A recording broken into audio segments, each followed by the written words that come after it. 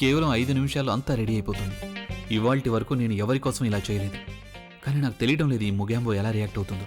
లోపల ఎంత ఆడ్గా ఫీల్ అవుతుందో అది నాకు మాత్రమే తెలుసు. ఈ అమ్మాయిలు ఎందుకు ఇలా ఉంటారు? అనవసరమైన విషయాలు వీళ్ళకి ఎందుకు అంతగా నచ్చుతాయి? అయ్యో, దాని గురించి నేను మర్చిపోయాను.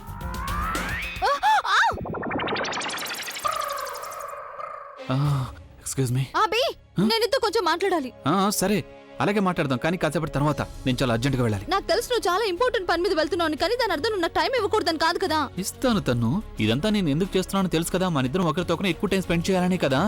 అందుకే నువ్వు ఒక్కటే ఆలోచించు. ఇప్పుడు మన ఇద్దరి టైంని నువ్వు ఎక్కడో ఇన్వెస్ట్ చేస్తున్నావు అనమాట. ఎందుకంటే కొద్ది రోజుల తర్వాత ఆ టైం అంతా ఎన్నో రెట్లు ఎక్కువగా మల్టిప్లై అయ్యేలాగా. ఇది బంపర్ ఆఫర్ కదా. అభి, అందుకే కదా నేను కూడా నీకు సపోర్ట్ చేస్తున్నాను. కానీ దాని అర్థం నువ్వు నాకు అరగంట కూడా టైం ఇవ్వకూడదని కాదు కదా. అరగంట ఇస్తాను, కానీ అరగంట తర్వాత. Excuse me. లేదు అభి, ఆగు ఆగు అభి. నిన్నేం జరిగిందో అది నేను తెలుసుకోవాలి. నిన్న ఏమేం జరగలేదు, మొత్తం గందరగోళం అయిపోయింది. ఏమైంది?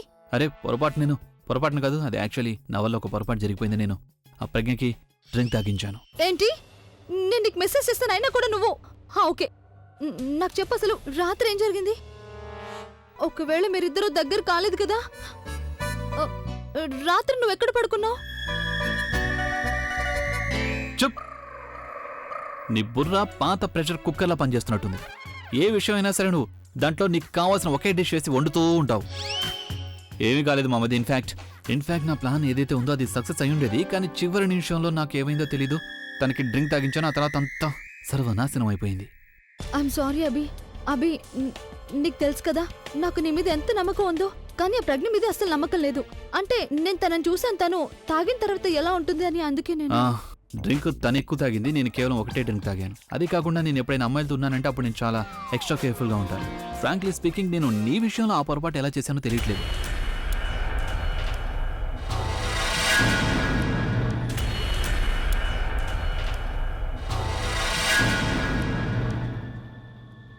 నువ్వు అనే మాటలకి అర్థం ఏంటి? అరే, నువ్వు దీన్ని పర్సనల్గా ఎందుకు తీసుకుంటున్నావు? నేను అన్నదానికి అర్థం ఏంటంటే నేను ఎలాంటి పొరపాటు చేయనని. అది కూడా ముఖ్యంగా ఆ తప్పు తర్వాత నేను ఇంకా కేర్ఫుల్గా ఉంటున్నాను. అలాగే నీకు ఇంకో పెద్ద విషయం చెప్పనా? ఎప్పుడైనా ఒక అమ్మాయి నా పక్కన ఉంది అంటే నేను డ్రింక్ కూడా చేయను, తెలుసా?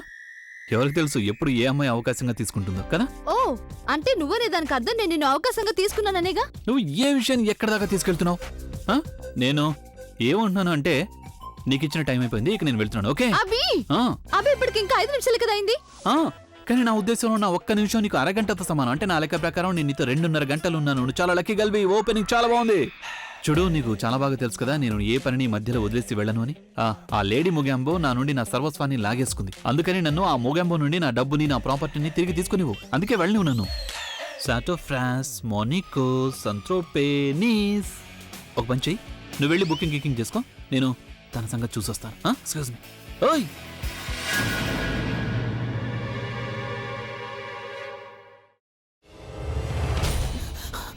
నువ్వు ఇంకేమన్నా చెప్పాలా? ఇంకేమన్నా అబద్ధం చెప్పాలనుకుంటే చెప్పేయి. నేను చూడాలనుకుంటున్నాను నన్ను మోసం చేయడానికి నువ్వు ఎంత నీచానికి దిగజారగలవు అని. ఎందుకు ఆలియా, ఎందుకు నువ్వు ఇలా చేసావు?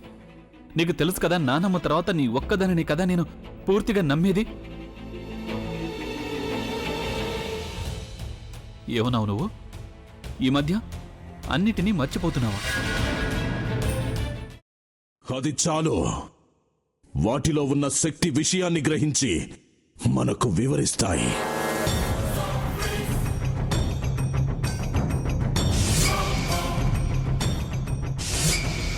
ఎవరు ఆ దండ విప్పొద్దు, గది తలుపులు తెరవద్దు.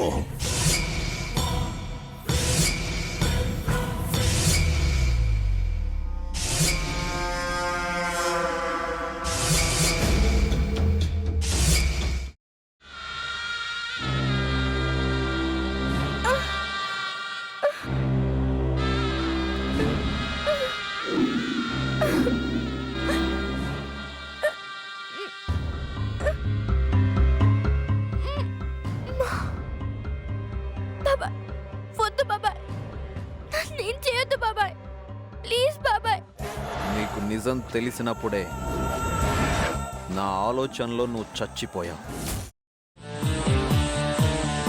అబ్బా ప్లీజ్ కొంచెం తినండి ప్లీజ్. భీమారావు గారు మీరా? ఇగో మీరా కాదు సక్కుబాయ్. అవును, మీ పనామే లేచిపోయిందని చెప్పి కంప్లైంట్ ఇచ్చినావు కదా. రేయ్, ఆయన కంప్లైంట్ ఇచ్చింది లేచిపోయిందని కాదు, కనిపించడం లేదు అని. అచ్చా, అట్లానా? సరే మేడం. ఇడియట్. ఆ వంట మనిషి పేరేంటన్నారు? రత్తాలు మేడం. ఏం పెద్ద మంచి, నీ వంట మంచిని కూడా మేడం అని పిలుస్తావా? రేయ్ హాఫ్ బ్రెయిన్,